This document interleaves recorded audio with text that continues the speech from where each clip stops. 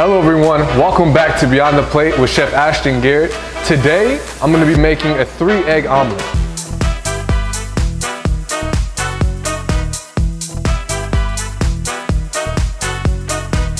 So today I will be making what's called a diner's omelet or an American omelet using 3 eggs. So the first thing I'm going to do is crack my 3 eggs into my larger bowl. We crack away from the bowl so I don't get any of the shells. Okay, so there's 2 main parts of an egg. So we have the yolk here and we have the egg white, which is which is basically just protein in the liquid. The egg yolk is more fats and lipids, and we're going to combine the 2 homogeneously, meaning that we're going to incorporate them and break them down. So whisking usually like in a circular motion doesn't really do much for you, so we want to whisk high to low. So we're going to continue to go up and down, making sure that the egg yolks are completely broken down. Okay, now we have to add salt. We're going to add a pinch of salt right in. What the salt does, it breaks the proteins down of the eggs and creates a fluffier omelet.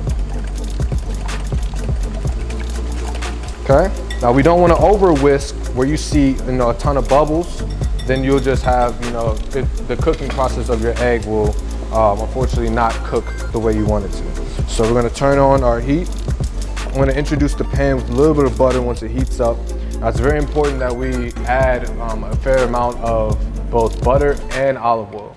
This does 2 things. It creates a barrier from the pan, from the non-stick pan, for the eggs to cook evenly, and it also creates a richer flavor for the eggs. If you were to add a filling, I would highly recommend that you cook it before you add your eggs in, whether roasted or in an oven or baking, or you do a quick saute. 1, this removes the moisture from the eggs, and 2, it just heightens the flavor instead of just a raw vegetable going into your omelet.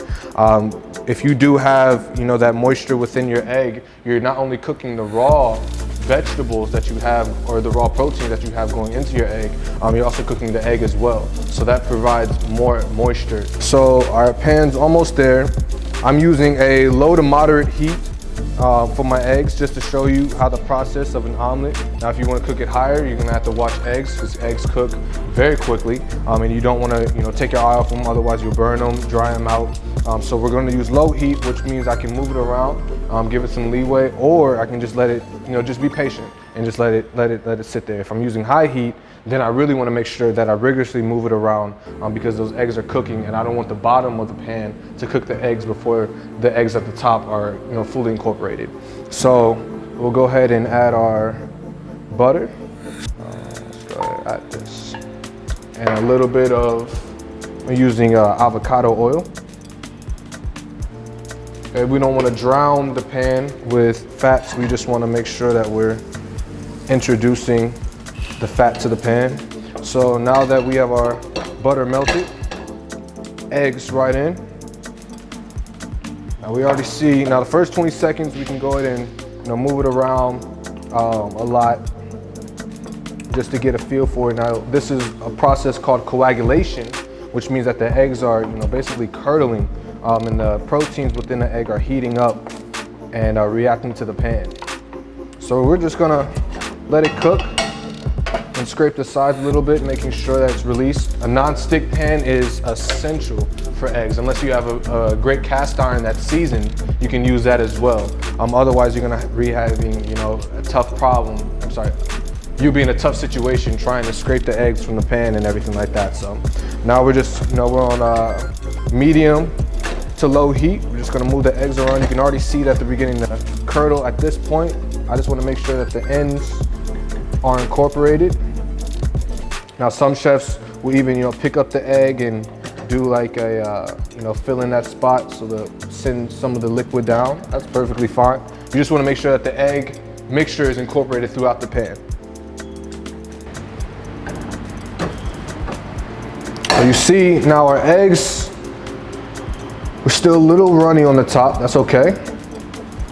Again, we're creating a diner's omelet or an American omelet, which actually is a little brown on the bottom due to the fact that we're not moving it so much. Now we don't want raw egg. That's something that we definitely don't want. So we're going to continue to just fill in those bits. It smells tremendous. Okay, now we're at this point. You can still see it's a little runny on top. That's perfect. We'll turn our heat off. Okay, we'll add our cheese. Now you want to get a cheese that, you know, is a pretty mild fat content. So cheddar is great because it's going to melt. You don't want a cheese that's too heavy in fat where it's not going to melt. So any type of cheese, you know, that's a hard cheese that takes longer to melt is not going to be best for you. Okay, so our cheese is partially melted and it will melt when we do our first fold. Now there's two ways you can do this. You can do a fold where you feel comfortable and just get your spatula underneath of the omelet halfway through and then just come in and fold. I'm actually going to do my fold on the plate.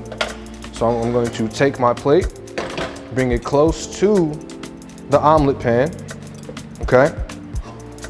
Make sure it's loose. Again, non-stick is great for that, making sure that it's loose. And what we're gonna do is just come close, right into the middle of the edge, stop halfway, and then bring that pan towards me and finish. Again, it's supposed to be brown for a reason. It's the diner omelet, the American omelet. We're gonna finish with sliced chives for beautiful decoration. And that is our classic 3-egg diner or American omelet. Thank you everyone for watching. Pick up a copy of my new cookbook entitled A Few of My Favorites and other exciting Beyond the Plate merchandise that are available for purchase on my website at chefashten.com. Also, please be sure to like, subscribe, and leave a comment below. Let's cook.